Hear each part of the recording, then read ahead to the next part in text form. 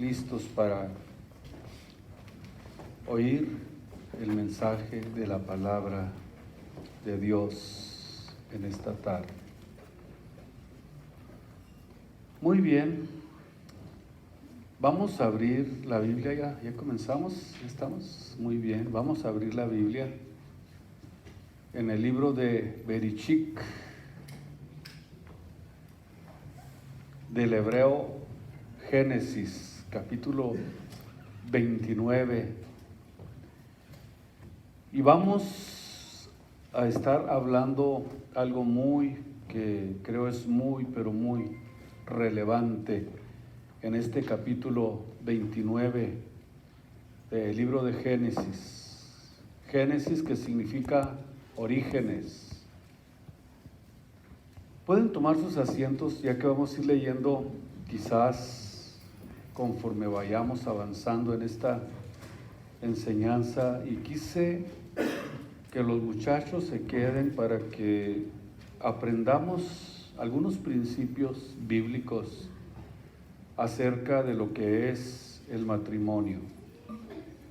Cada vez que tengamos oportunidad los vamos a invitar, ¿verdad? Que se queden aquí con nosotros para que aprendan y que sean muy sabios y muy cuidadosos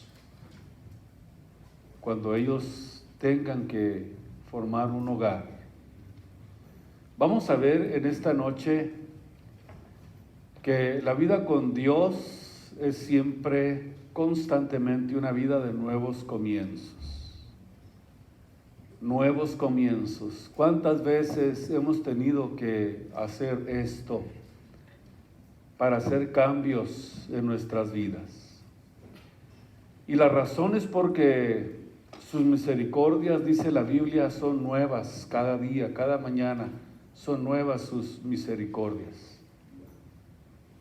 Y cada vez que nosotros como cristianos, como creyentes, cometemos un error, Dios nos da la inmensa y gloriosa oportunidad de comenzar de nuevo.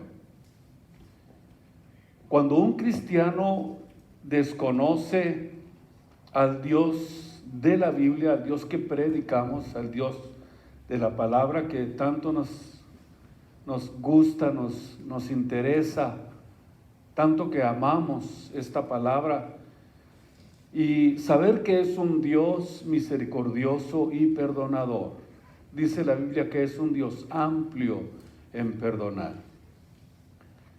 Sin embargo, muchos se frustran, se trauman, y pues a lo mejor viene a sus mentes, pues ya he pecado contra Dios, ya hice esto, ya hice aquello, y creen que Dios ya terminó con ellos. Y comienzan de alguna forma a manifestar frustración a través de una vida que se puede convertir en una vida llena de amargura. Pero cuando tú y yo comenzamos o comienzas a conocer a este Dios, que es un Padre de misericordia, un Dios amplio en perdonar, un Dios misericordioso, y que puedes quizás en esta noche, hoy mismo, hacer que comience algo nuevo en tu vida, y mañana al levantarte iniciar una nueva relación con Dios. Ese es el Dios al que nosotros servimos. Tal vez la regaste en el año 23, ahora tienes la oportunidad de comenzar este nuevo año de una forma excelente, dándole lo mejor a Dios de tu vida. Lo más glorioso es que Dios te da la oportunidad de comenzar de nuevo, pero tienes que venir a Él sinceramente quebrantado, contrito, humillado, pero con un corazón abierto, lleno de sinceridad. Y cuando Dios mira esto, Él hace cosas nuevas con nosotros, porque Dios mira el corazón.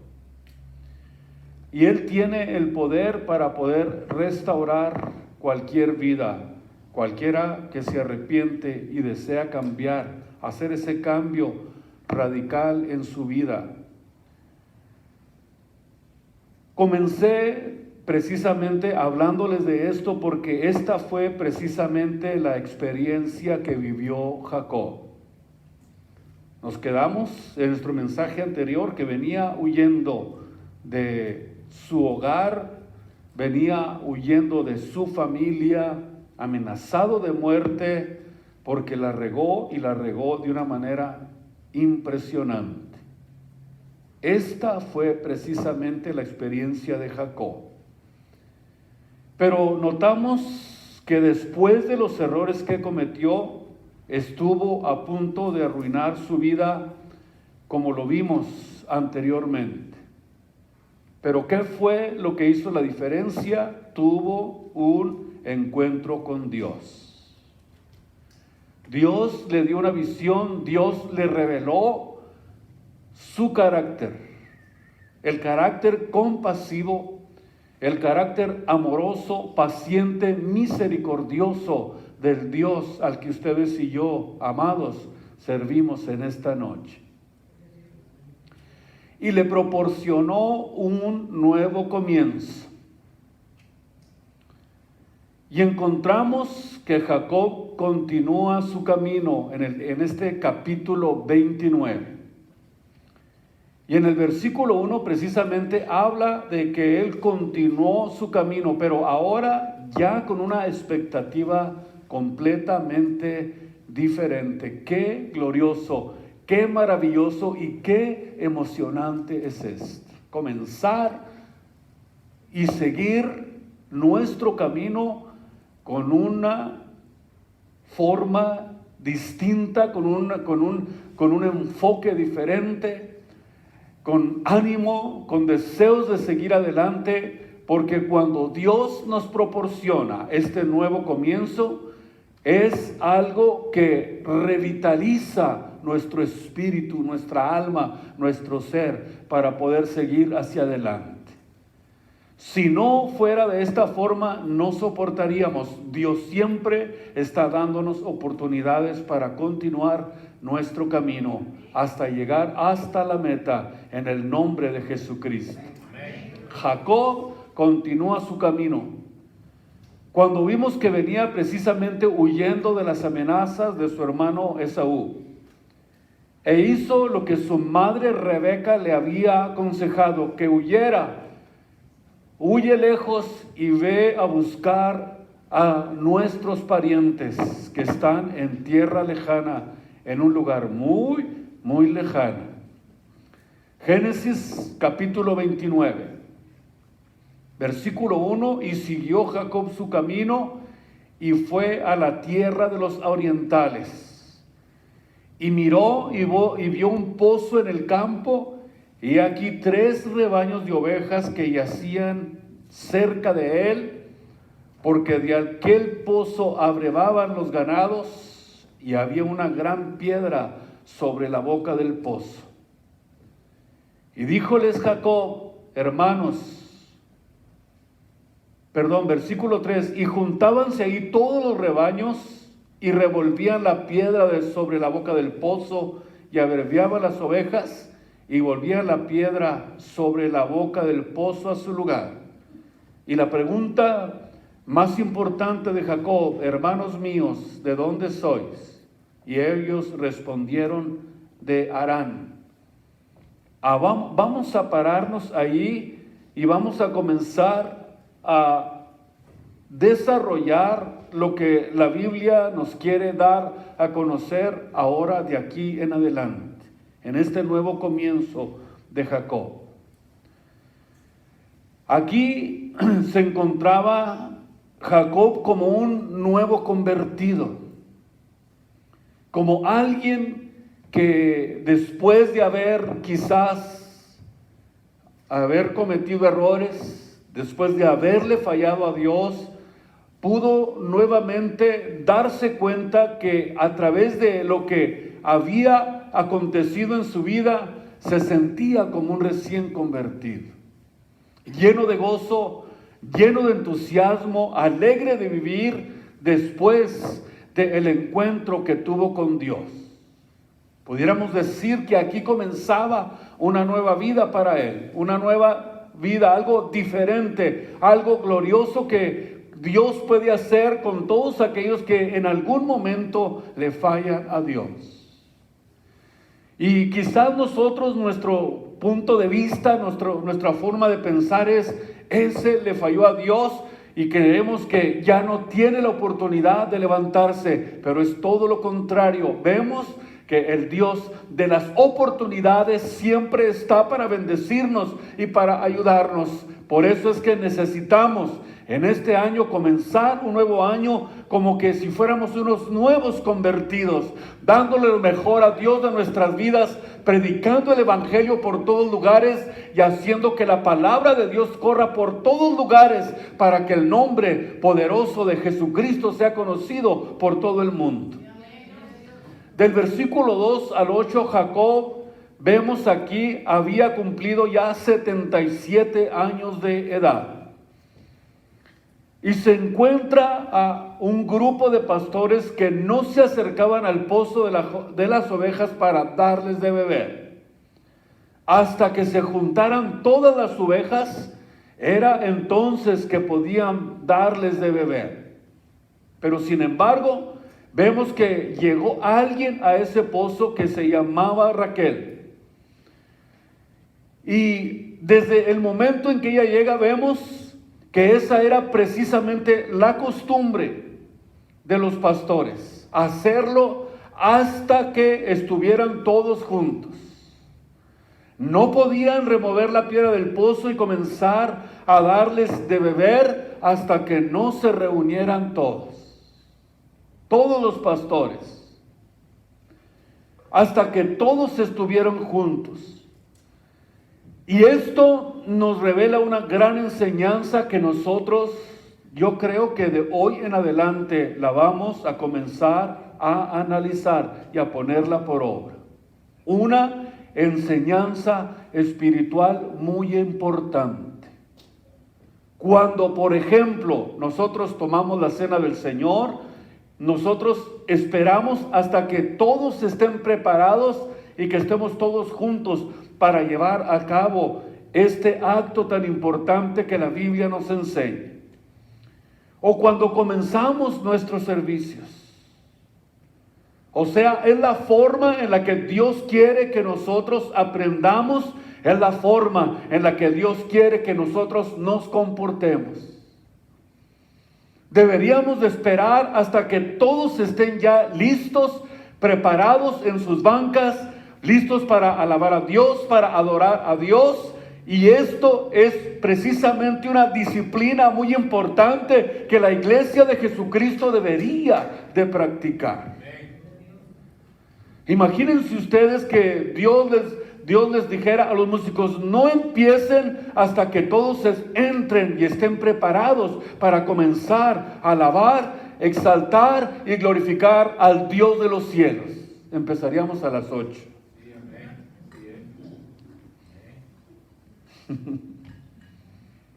Es una enseñanza y ¿saben qué? Es cuestión de disciplina espiritual.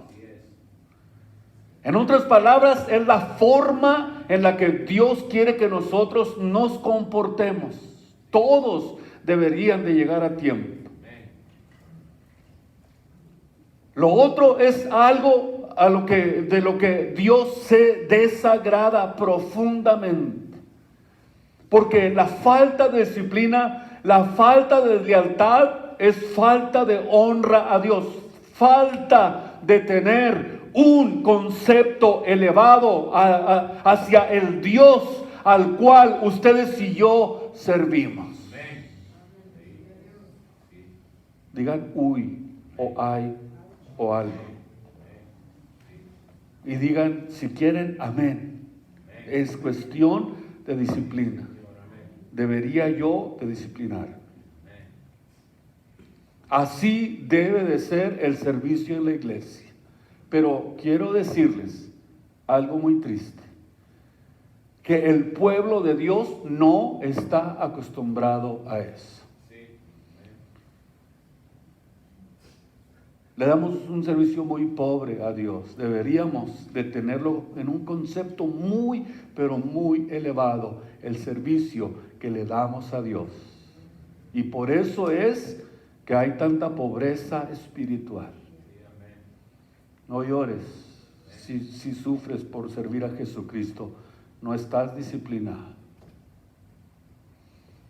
Se los digo con todo mi corazón y con el amor de Cristo en mi corazón.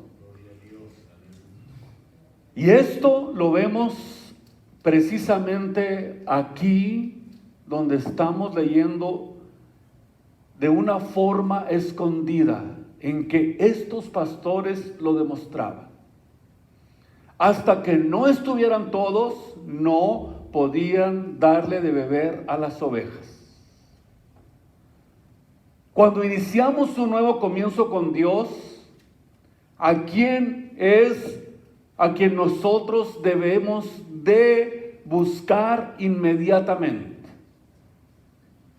Esto, naturalmente, si hay realmente un verdadero arrepentimiento. ¿A quién? A la familia de Dios, como lo hizo Jacob. Dice la Biblia, no dejando de congregarnos, como muchos lo tienen como una costumbre, mas exhortándonos, dice Hebreos 10:25, unos a otros, tanto más cuando veis que aquel día se acerca. Y en primera de Juan 1:3, lo que hemos visto y oído, dice el apóstol Juan, esto les anunciamos, para que también vosotros tengáis comunión con vosotros, y la comunión o nuestra comunión sea verdadera, profunda, orgánica con Él, verdadera, real. Estamos hablando de una relación real con el Dios al que nosotros servimos. No es un juego lo que estamos haciendo, estamos buscando la forma de relacionarnos con Dios cada día más y más y más profundamente. Por eso cuando iniciamos el nuevo comienzo, lo primero que hacemos es reunirnos con la familia de Dios. Buscar esta comunión verdadera con Él, porque no se puede si piensas, bueno, yo voy a buscar a Dios en mi casa sin necesidad de congregarme. Eso no es lo que Dios estableció. Porque si tienes ese tipo de pensamiento, ese tipo de ideología, ahí estás poniendo tus propias reglas. Porque es en estas reuniones, dice el salmista, donde Dios envía bendición y vida eterna. Cuán hermoso, cuán maravilloso es reunirnos todos los hermanos en uno, porque es ahí donde Dios nos bendice, es ahí donde Dios nos fortalece, es ahí donde Dios nos da fuerzas para poder crecer y madurar en el Espíritu todos los días de nuestras vidas. Algo que Dios estableció. No dejes de congregarte como costumbre. Porque en una iglesia es donde podemos crecer. En una iglesia es donde confrontamos las adversidades. En una iglesia es donde tenemos nosotros que ayudarnos para poder soportar y para poder quizás a lo mejor soportar al que me cae mal, al que me ataca, al que está siempre buscando la forma de destruir. En la iglesia, yes.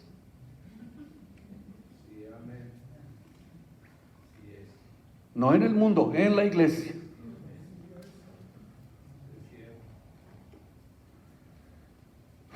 Aquí es donde nosotros tenemos que aprender a confrontar todas nuestras adversidades. La traición más grande que sufrió Jesús, ¿de quién fue? De alguien que estaba en el círculo donde Él se desarrollaba. Así es. El enemigo siempre va a utilizar a los que están en nuestro alrededor, a los débiles, a los descuidados, a los que no les interesa servir a Dios. Por eso dijo Cristo que dejáramos que creciera ¿qué? La cizaña juntamente con el trigo. La iglesia siempre va a estar mezclada de cizaña y de trigo. Por eso es que aquí es donde nosotros aprendemos a desarrollar nuestras adversidades, nuestro carácter, nuestra forma de servir a nuestro Dios y Salvador. De los versículos 9 al 14, encontramos que Jacob se encuentra con Raquel y le da el beso de ósculo santo en este encuentro con él, donde podemos mirar en este versículo que en este encuentro comienza algo glorioso, algo diferente. En el versículo 14 existe este encuentro y le dice en el versículo 11 algo que nosotros podemos comenzar, que algo sucede cuando vemos en este encuentro. En el versículo 12, Jacob le dice a Raquel cómo él era hermano de su padre y que era hijo de Rebeca, e inmediatamente dice la Biblia que Raquel corrió a contárselo a su padre. La reacción de Raquel fue una reacción de alegría, muchísima alegría de encontrarse con un primo hermano. Y corre inmediatamente a decirle a papá, y vemos que Labán sale inmediatamente al encuentro a recibirlo. Y les contó, me imagino, todo lo que había pasado con él, todas las situaciones que había tenido que haber de alguna forma enfrentado. Pero yo creo que no era ni necesario que se los contara, era obvio que ellos al verlo llegar sabían que andaba mal. En el sentido de que no se presentó como debería de haberse presentado. Intuyeron inmediatamente que algo estaba mal en la vida de Jacob. Primero, sabían perfectamente que su abuelo Abraham era riquísimo y que toda su riqueza la había heredado Isaac, e Isaac se la había heredado a Jacob. Era obvio porque no traía sirvientes. No traía camellos, no tenía presentes como era costumbre para darles. Venía realmente como un pordiosero. Más bien parecía que venía a pedirles que le dieran algo de comer o a pedirles posada por la situación en que se presenta. Era algo obvio que ellos pudieron, yo me imagino, inmediatamente notar. Y de los versos 15 al 20 encontramos que se va desarrollando pudiéramos decir, esta relación, donde miramos la forma en que él se presenta a ellos, la forma en que llega a ellos. Y en el versículo 15, entonces dijo Labán a Jacob: por ser tú mi hermano, me has de servir de balde, declárame ahora cuál será tu salario. En otras palabras, le estaba ofreciendo la oportunidad de que pudiera trabajar. Y Labán tenía 2 hijas. El nombre de la mayor era Lea y el nombre de la menor, era Raquel. Y los ojos de Lea eran tiernos, pero Raquel era de lindo semblante y de hermoso parecer. Y Jacob amó a Raquel y dijo: yo te serviré 7 años por Raquel, la hija menor. Y Labán le respondió: mejor es que te la dé a ti, que no se la dé a otro hombre. Y le dice: quédate o estate conmigo. Vamos a ver por partes. Dice que los ojos de Lea eran delicados. Hay una versión que dice tiernos. Esta palabra del original hebreo significa que era bizca. Y Raquel, al contrario, era, dice, de hermoso semblante, una de ojos delicados. Pero escuchen ustedes, cuando dice la palabra pero, está haciendo una comparación de la una con la otra. La Biblia pone énfasis en esto. En otras palabras, Dios quiso poner de alguna forma énfasis en las diferencias que existían entre estas dos hermanas. Al parecer, Lea no era tan atractiva, al contrario de Raquel, cuando se utiliza la palabra pero. Y desde luego, ¿qué es lo que sucede? Que nosotros, los hombres, nos guiamos más por la vista.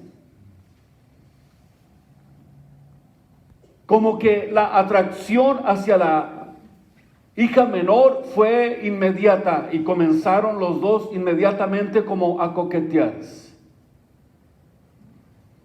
Y en los versículos donde estamos, versículos 18 y 19, vemos que Jacob amó a Raquel.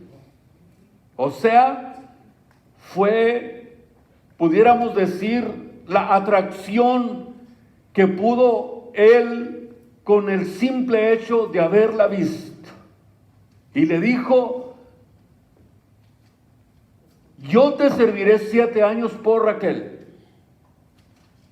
Versículo 19, vemos que se lleva a cabo un trato en estos dos versículos.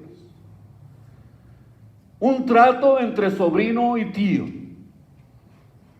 Jacob ofrece el amor y su trabajo para dar su servicio como un dote para poder casarse con Raquel.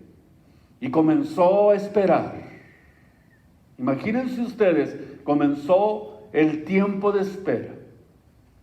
Pasó un mes, pasaron 3 meses, pasó 1 año, pasaron 2 años y él nada más de lejecitos. Hasta que se cumplieron 7 largos años. Como dice 1 Corintios capítulo 13, versículo 7, que el amor todo lo espera. El amor debe de ser algo que debe de tener en nosotros para que aprendamos a tener paciencia. ¿Por qué les digo esto? Porque nadie debe de apresurarse para casarse pronto. La razón es porque es uno de los más grandes errores que uno puede cometer en la vida. Y esperar el tiempo necesario es para asegurarte que son el uno para el otro. En otras palabras, se estaba poniendo a prueba si es solamente por vista o realmente es por amor.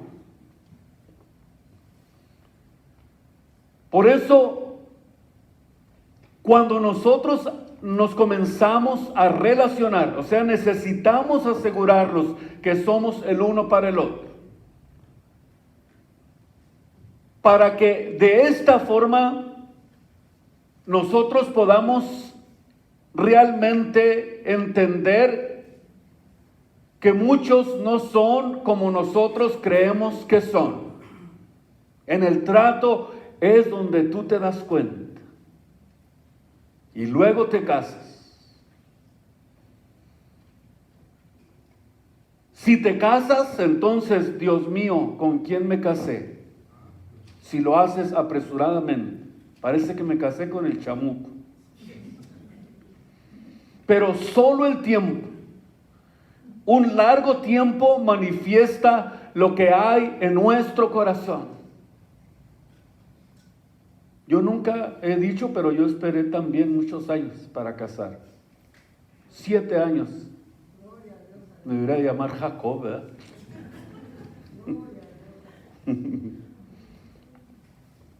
Se los digo con testimonio. Muchos saben lo que pasó conmigo y mi esposa.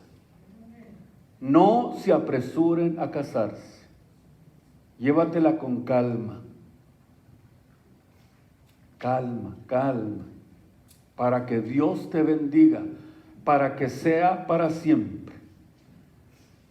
Para que sea algo que tú estés realmente seguro que viene de parte de Dios.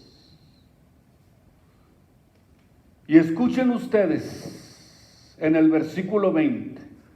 Y sirvió Jacob por Raquel 7 años. Y miren qué bonita expresión la final. Vean ustedes. Y le pareció como si hubieran sido unos días la espera. ¿No se les hace interesante esto? ¿Sí están poniéndolo? ¿Verdad? Le pareció como si hubiera sido una semana de espera.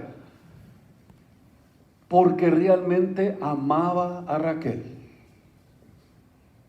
Pero, algo pasa. Vamos a ver qué pasa. Vamos a ver qué pasa. Vamos a ver qué sucede. Pero Jacob, el engañador, ¿se recuerdan ustedes? Estaba a punto de ser engañado. Recogiendo la misma cosecha que él había sembrado. Y de los versículos 21 al 23 encontramos el engaño de su tío Labán. Y dijo Jacob a Labán: dame mujer, porque mi tiempo es cumplido para que yo esté con ella.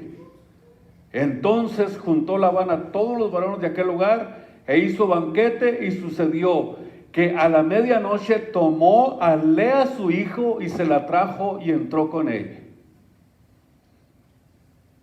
En otras palabras, su tío lo engañó, así como él había engañado antes a su familia. Todo lo que siembras vas a cosechar. Imagínense ustedes, al despertar por la mañana se dio cuenta que no era Raquel la que estaba con él. ¡Qué tragedia tan grande!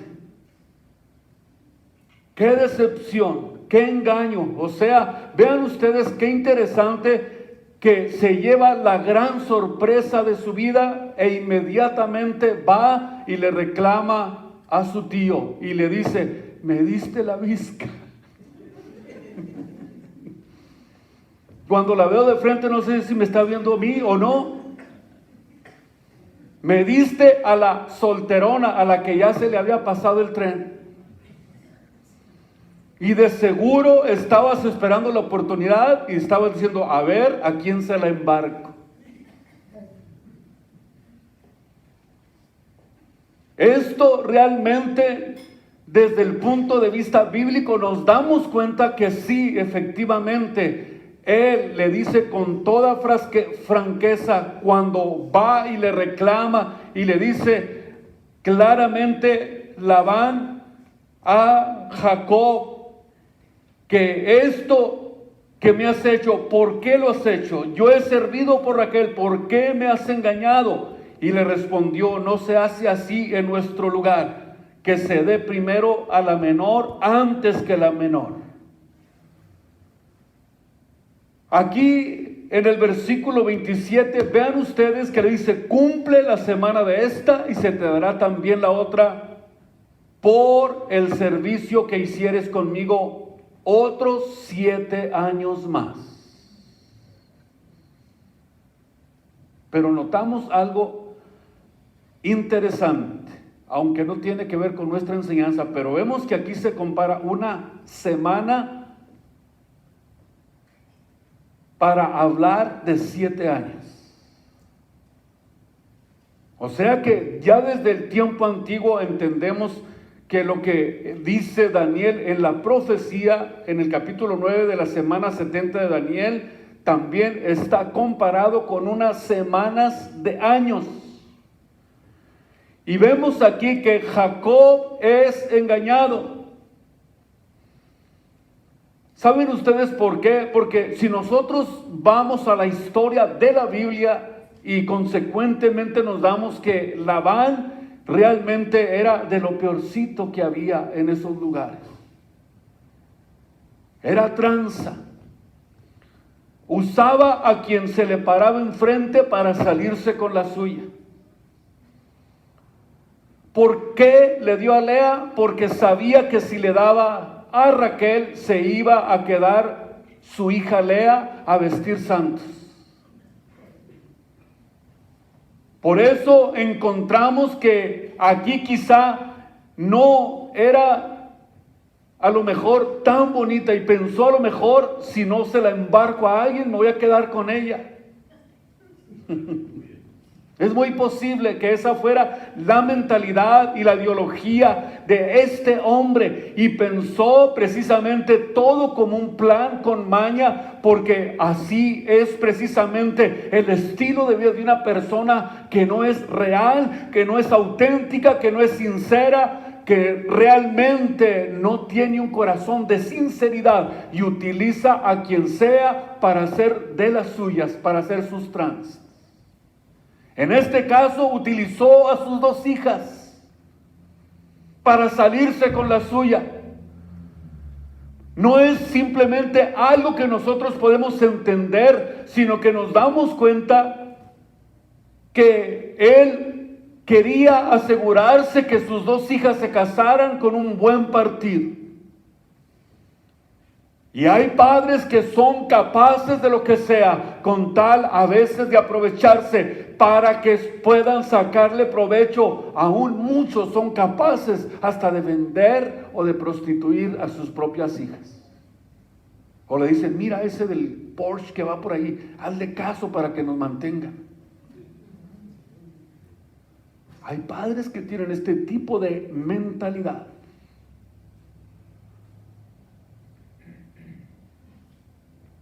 Vemos entonces que primero le da a Lea y después le da a Raquel. Era abusadillo este muchacho, este hombre llamado Labán.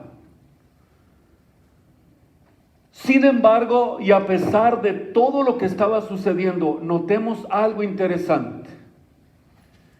En el versículo 31 vemos que Lea era realmente despreciada, era aborrecida, no era una mujer feliz. No era feliz.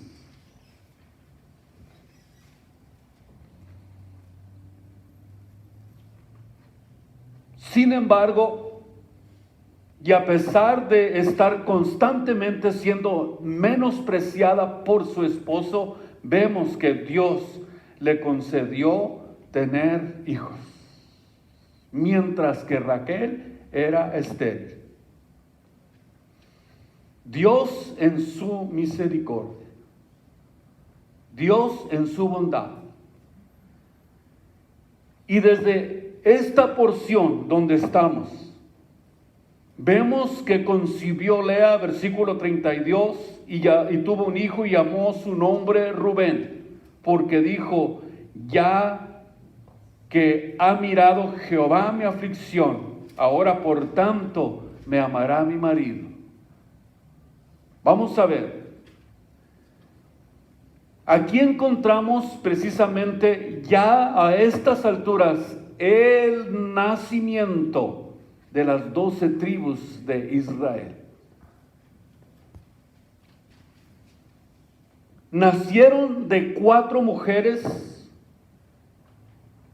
que pusieron los cimientos de las 12 tribus de Israel y nacieron de 4 madres que vivían en constante tensión. Escúchenme ustedes. Mujeres que vivieron rechazadas, de alguna forma menospreciadas, porque uno de los propósitos de Dios que nos muestra es que a través de esta lección es el Dios que convierte, es el Dios que prepara, es el Dios que restaura, es el Dios que sana heridas. Dios estaba a través de 4 mujeres preparando y comenzando a nacer las 12 tribus de Israel, pero lo hace a través de gente, a través de personas, a través de mujeres que eran constantemente, de alguna forma, viviendo, desarrollándose en una tensión tremenda. Fíjense ustedes que Dios de alguna forma, Él quiere que nosotros entendamos que Dios emplea estos principios para que nosotros aprendamos constantemente a depender de Él, que Él esté ayudándonos, que Él esté restaurándonos, que Él esté sanando nuestras heridas, que Él nos dé fortaleza, que Él nos ayude y nos muestra que Él es más grande en su gracia, en su misericordia, en su poder, que lo que nosotros pudiéramos en algún momento de nuestra vida estar sintiendo en nuestro corazón.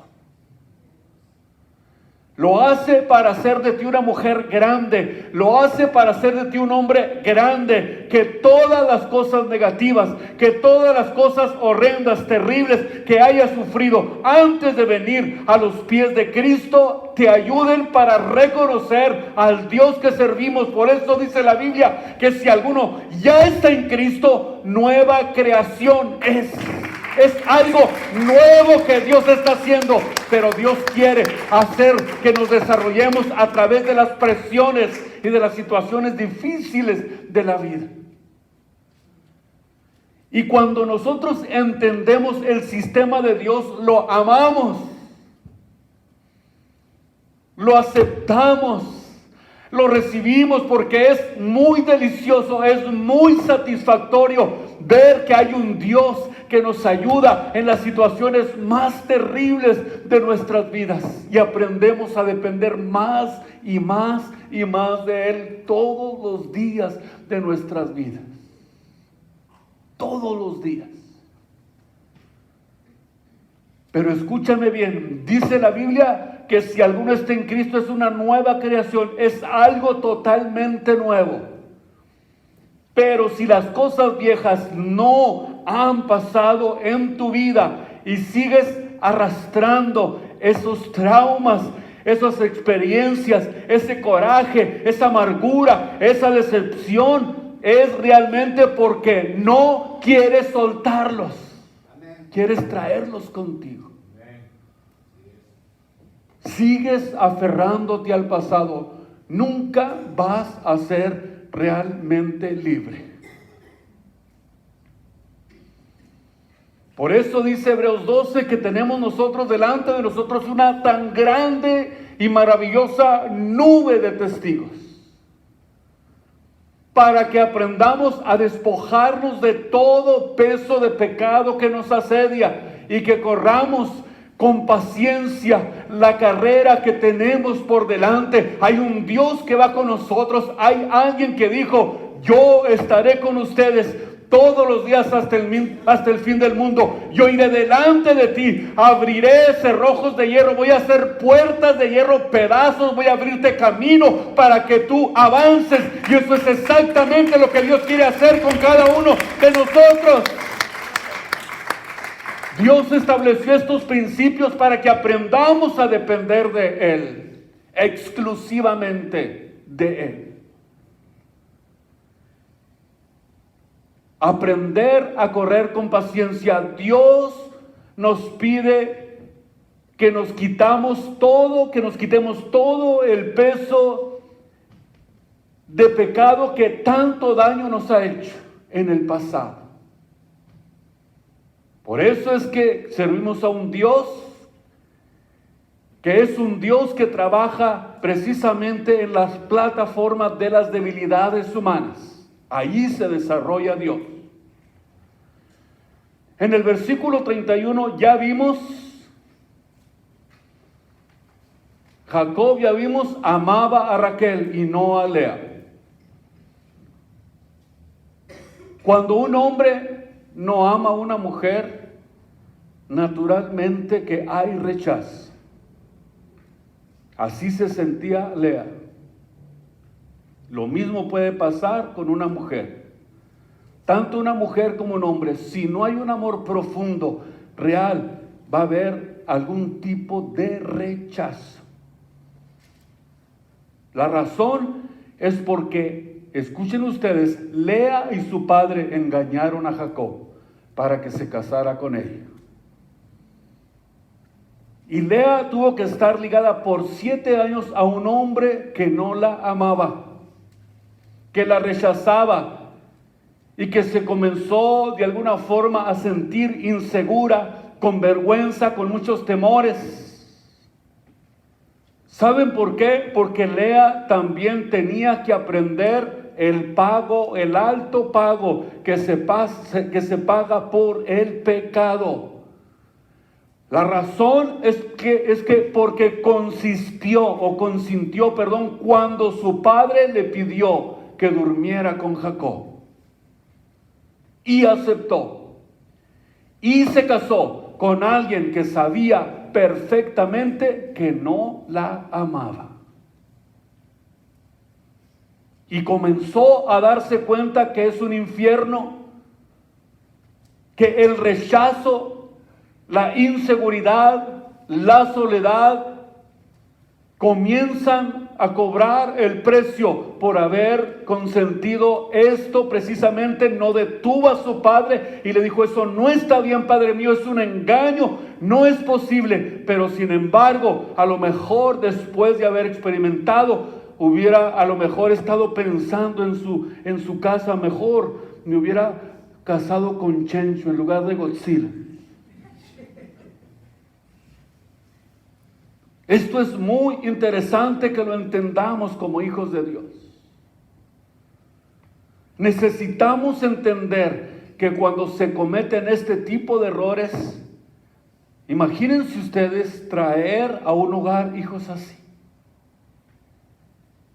Cuando carecen este tipo de cosas, y los hijos son los mejores psicólogos del mundo. Y dice la Biblia que vio Dios que Lea era menospreciada y le dio hijos. ¿Por qué? Porque Dios es un Dios grande, misericordioso, que muchas de las veces pasa por alto las cosas que hacemos, porque su amor y su misericordia son grandes. Pero debemos de cuidar de no abusar de esa misericordia. Es un Dios grande, misericordioso, maravilloso, al Dios al que servimos. Vamos a ver algo muy interesante. En el versículo 32 vemos que nace su primer hijo llamado Rubén. Y significa: he aquí un hijo, o mirad un hijo. ¿Por qué? Porque cada una de estas expresiones de estos hijos expresa una profecía. Y estaban de esta forma escribiendo la historia de lo que sería la nación de Israel, que es a donde queremos llegar.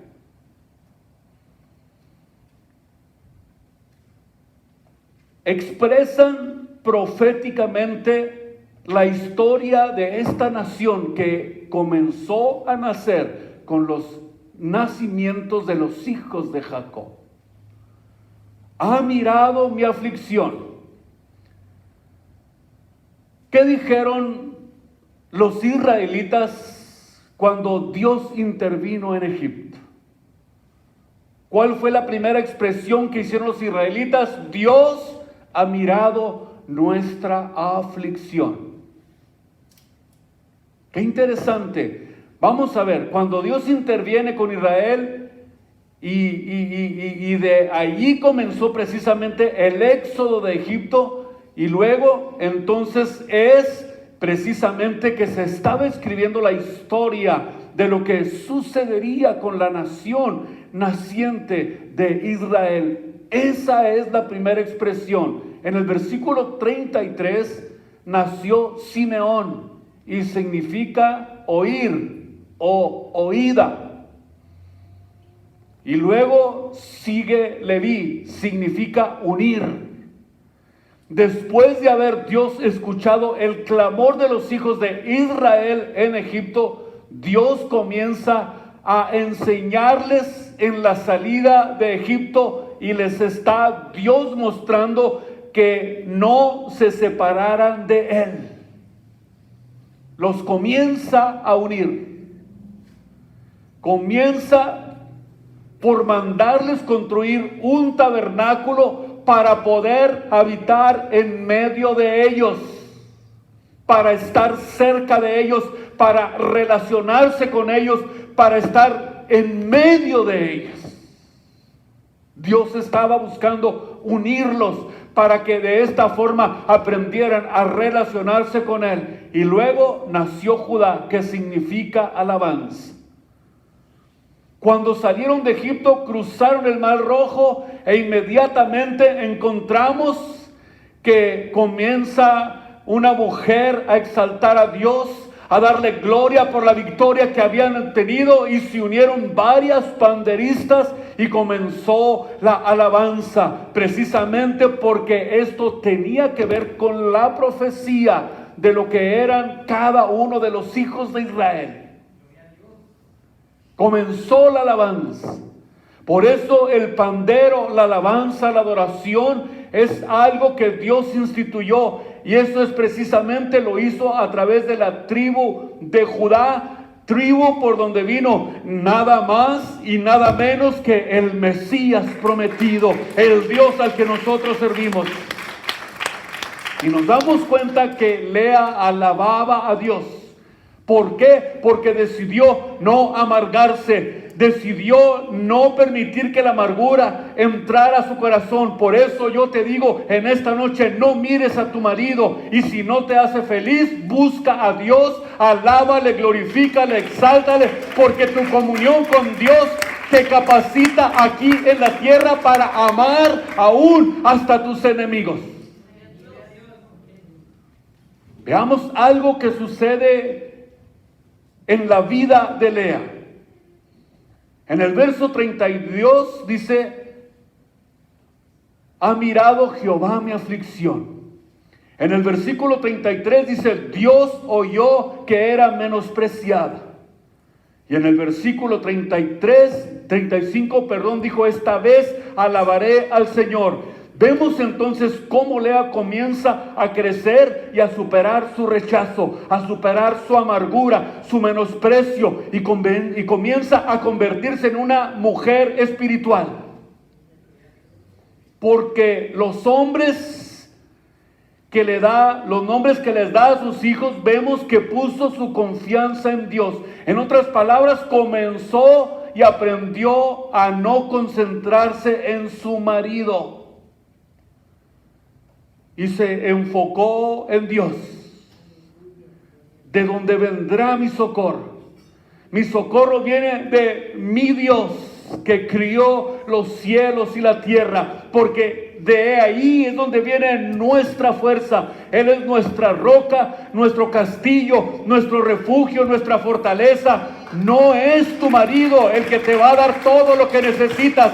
No es el pastor, es Dios y es Dios el único que te va a poder dar la fortaleza que tú necesites.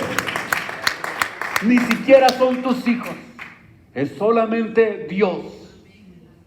Por eso nos dice la Biblia: amarás al Señor tu Dios con todo tu corazón, con todas tus fuerzas, y a tu prójimo como a ti mismo. Por eso la Biblia dice: busquen y hallen, llamen y se les abrirá. Y orando en todo tiempo, sin desmayar, que a su tiempo vamos a alcanzar lo que nos hemos propuesto. No hay nada que pueda amargar nuestras vidas, no hay nada que pueda detenernos. Cristo está con nosotros, su amor es real en nosotros, y no hay nada que nos pueda detener para poder llegar a la meta en el nombre de Jesucristo, sin mirar a nuestros alrededores, sino solamente teniendo nuestra mente, nuestra vista fija en el blanco, en el premio de la soberana vocación de Dios, que es en Cristo Jesús, Señor nuestro. No hay excusa para crecer en Cristo. No le eches la culpa a nadie de tu falta de crecimiento. No le eches a nadie la culpa de tu mediocridad. Hazte responsable de tu vida espiritual. Y no digas, por mi esposo estoy como estoy. Por mis hijos, o por aquel otro. Yo estoy muy amargado por culpa de aquel. No es cierto. Eres tú responsable de desarrollar tu vida espiritual. Tienes que aprender a depender de Dios. Quita los ojos del mundo. Quita los ojos de la gente, de las personas. Y ponlos en Jesucristo. Ponlos en Jesucristo. Ponlos en Jesús. Él es la única fortaleza, es la única seguridad que nosotros tenemos. No hay nadie que nos pueda ayudar. Solamente Jesucristo. Solamente mi Señor. Solamente mi Dios. A Él es a quien sirvo. A Él le doy la gloria y la honra en esta noche. Pónganse de pie y vamos a tomar un tiempo.